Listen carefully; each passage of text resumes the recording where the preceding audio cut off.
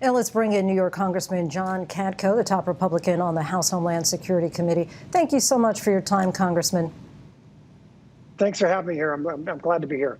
So we'll get to the pipeline hack in just a moment, but first I would like to ask you about the vote to remove Liz Cheney from her leadership post today. I know the vote was behind closed doors for a reason. There are even some reports that Cheney was booed. But curious if you would consider sharing how you voted, and also why do you think the majority felt that it was necessary ultimately to remove her from her post?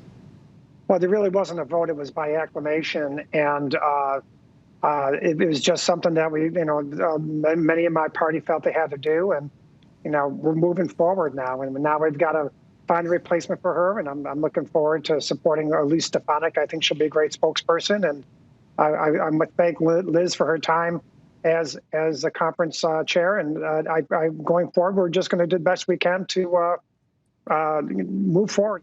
And lastly, as I'm sure you heard, Cheney said, we must speak the truth. Our election was not stolen. Representative Elise Stefanik, who is the leading contender to replace her, was among the 147 Republicans who voted, as you know, to overturn the results of the election on January 6th.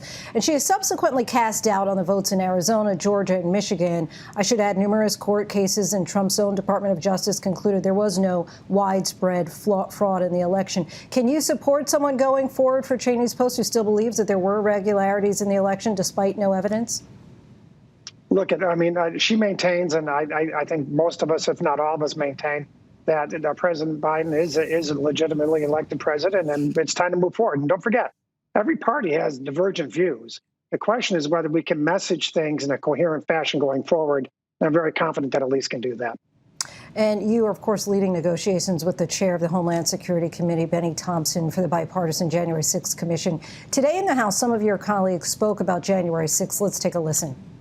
There was no insurrection, and to call it an insurrection, in my opinion, is a bold-faced lie. Watching the TV footage of those who entered the Capitol and walked through Statuary Hall showed people in an orderly fashion staying between the stanchions and ropes, taking videos and pictures. And certainly, I don't have to even remind you, Capitol police officers lost their lives that day. Feces was smeared on the walls, offices vandalized. Your response to your colleagues' comments?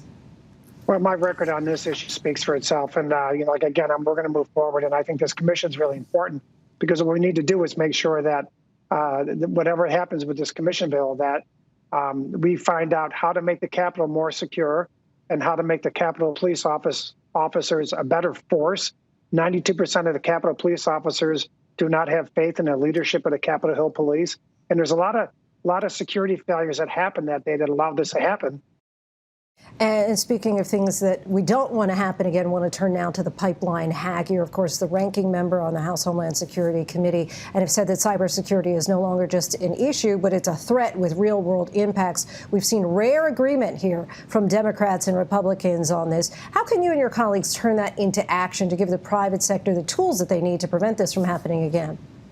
Well, that's exactly what we need to do. We need to take a look at this Colonial Pipeline attack and see that this is one in a long line of ransomware attacks that have faced our country. We've had attacks in hospitals and in schools, and now they're going to critical infrastructure. And I think this is a major shot across the bow to tell us as a country to wake up to the fact that cybersecurity is the preeminent threat to our national security right now in this country.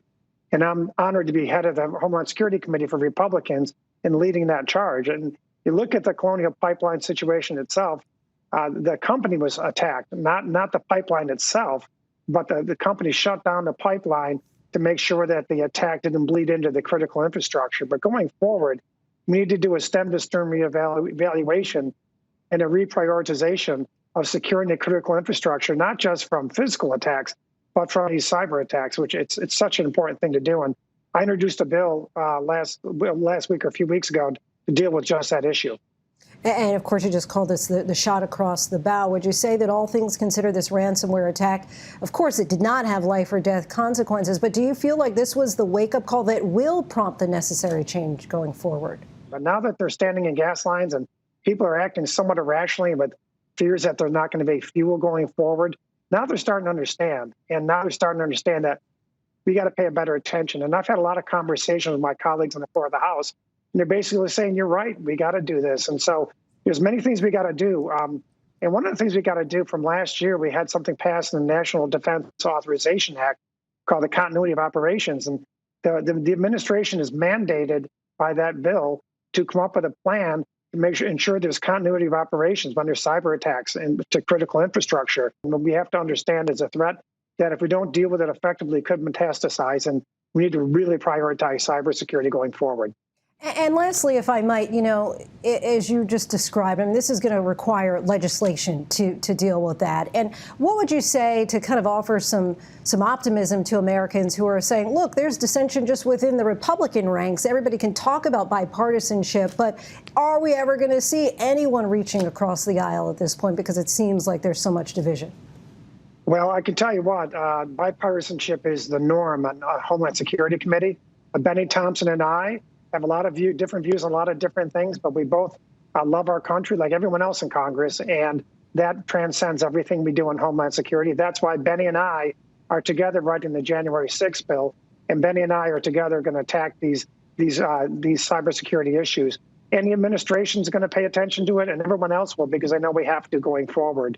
It's a quintessential bipartisan area, keeping our country safe.